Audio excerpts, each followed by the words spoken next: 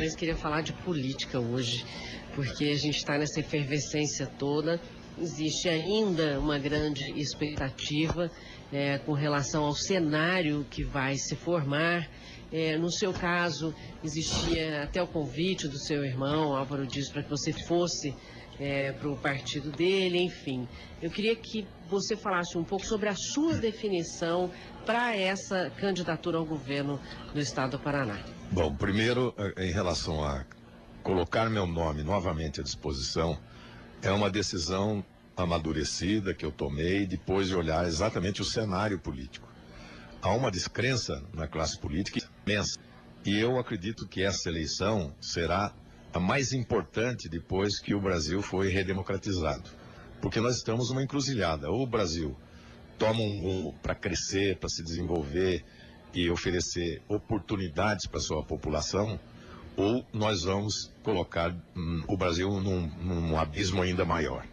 Creio que a população deve prestar atenção àqueles que estão se colocando, olhar a sua vida pregressa, a sua história, se trabalharam ou não trabalharam pelo seu estado, se tem capacidade para governar ou não tem, porque eleger pessoas que não estão credenciadas nesse momento é correr um risco muito grande da gente colocar o Paraná e o Brasil na beira do abismo. Então eu me coloco com a minha experiência, com a capacidade que eu adquiri de gestão, que aprimorei ao longo dos anos, e digo para você de cara, eu não tenho a vaidade para ocupar cargo político, porque eu tenho uma profissão que é ser produtor. Minha profissão não é ser político, mas eu tenho, por obrigação e por consciência minha, que colocar meu nome à disposição nesse momento. Certo. Bom, a gente está bem claro, o cenário está mais ou menos aí definido, com o Ratinho Júnior, Cida Borghetti, e o seu nome como aí os três principais na disputa. Claro que terão outros candidatos, os nomes já até estão sendo aí, já estão aparecendo, outros partidos. E como é que você vê disputar dentro dessa força política? Eram os dois do grupo do Beto Richa, né? Se dividiram. A Cida Borghetti agora com a força no governo do estado. Você acha que essa vai ser uma disputa difícil? Não tem nenhuma eleição fácil, né? Todas as eleições são difíceis. Eu posso dizer isso com autoridade. De carteirinha, como diziam, né? Porque eu disputei 4 eleições, 2 para o Senado, quando eu venci, 2 para o governo, quando eu perdi. Mas costumo dizer sempre o seguinte, que eu perdi falando a verdade. E perder falando a verdade é melhor do que ganhar falando mentira.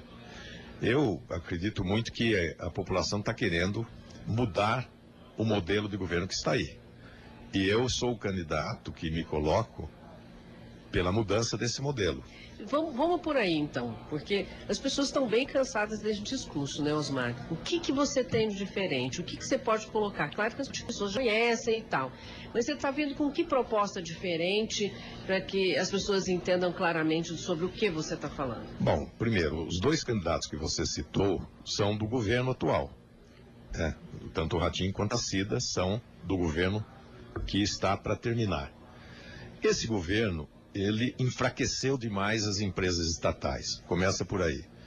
No meu eventual governo, as empresas estatais serão fortalecidas. Eu não estou falando só da Imater, do IAPAR, que para mim, assim, são símbolos, né, de qualidade, de competência, no meu tempo eram.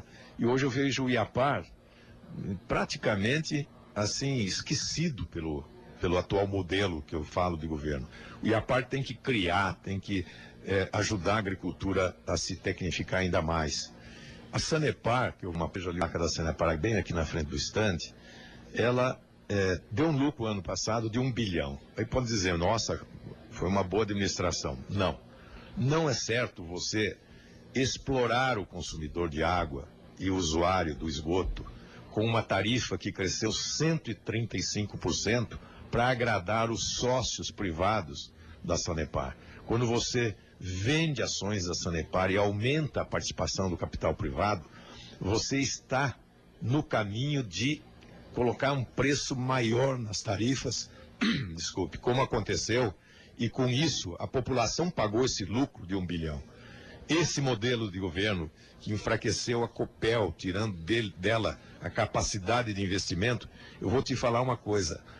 Se você for no meio rural, você vai ver muita gente com energia monofásica ainda, que precisaria da trifásica para colocar uma piscicultura, um aerador para piscicultura, tecnificar sua granja leiteira de suínos, de aves, e não pode porque tem energia monofásica.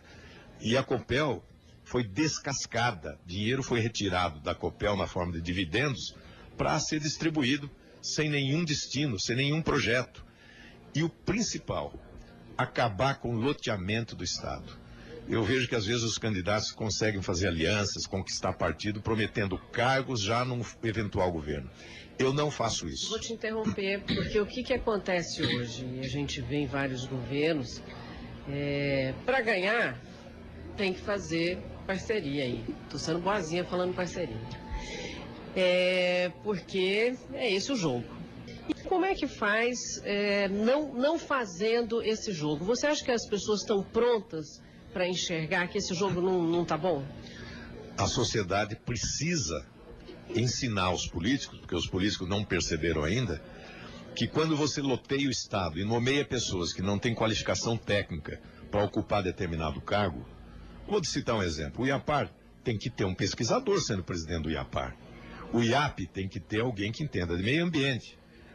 A Secretaria de Saúde, de Segurança, tem que ter pessoas que entendam daquilo que vão fazer. Agora, quando tem padrinho político que nomeia, a pessoa que está lá não se sente servidora do Estado, servidora de um projeto para o Estado. Se sentem servidoras de quem indicou. É esse modelo que eu estou falando que está errado. E aí você fala, dá para fazer sim. Porque se você tiver o apoio da sociedade, você é muito forte para fazer uma mudança radical e romper com esse modelo de loteamento do Estado, que tem se custado muito caro. Não é só a corrupção. Aliás, a raiz da corrupção está no loteamento político dos cargos públicos, que acabam sendo sempre utilizados de forma equivocada. Bom, daí já chega até uma pergunta aqui. Você esteve no Banco do Brasil na época da Dilma. Qual que é a sua impressão hoje com relação ao PT e ao governo? Primeiro quer dizer que eu tenho muito orgulho de ter participado do Banco do Brasil por 5 anos, e nos 5 anos ter implantado o programa de armazenagem no país, o programa de tecnologia nas granjas de suínos, aves e de leite, e ter colocado em prática o programa ABC, que não tinha nem um hectare financiado pelo banco quando eu entrei, e hoje está próximo de 10 milhões de hectares, que é uma tecnologia da Embrapa que integra lavoura, pecuária, floresta. Eu não fiz política no Banco do Brasil, até porque o Estatuto do Banco do Brasil proíbe isso. Eu fiz um trabalho sério de apoio à micro e pequena empresa e ao agronegócio brasileiro. E me orgulho muito em dizer que quando eu cheguei, tinha 70 bilhões de crédito rural e eu deixei o banco com 180 bilhões de crédito rural. Quando eu cheguei, tinha 10 bilhões para agricultura familiar. Quando eu saí, tinha 40 bilhões para agricultura familiar. E que eu coordenei a elaboração dos 5 planos safras, em que o Brasil bateu recorde em cima de recorde de safra. Foi boa a minha participação no banco para o agronegócio, e eu me orgulho disso. E foi bom para que eu aprendi uma governança séria de uma instituição de mais de 300 anos e que precisa ser levado para a administração pública. Sobre o PT, todos os partidos hoje estão desacreditados. O PT mais do que todos, porque foi o principal causador dessa lambança toda que ocorreu no Brasil. Eu não participei dessa lambança. Eu participei de um projeto que eu entendia, como toda a população, ou a maioria da população, entendia que era bom para o país. Esse projeto foi transformado num projeto de poder que acabou praticamente dizimando todos os benefícios que tinham sido construídos pelo governo. Então, não me preocupa. Aliás, eu tenho que dizer uma coisa, eu não nego o meu passado.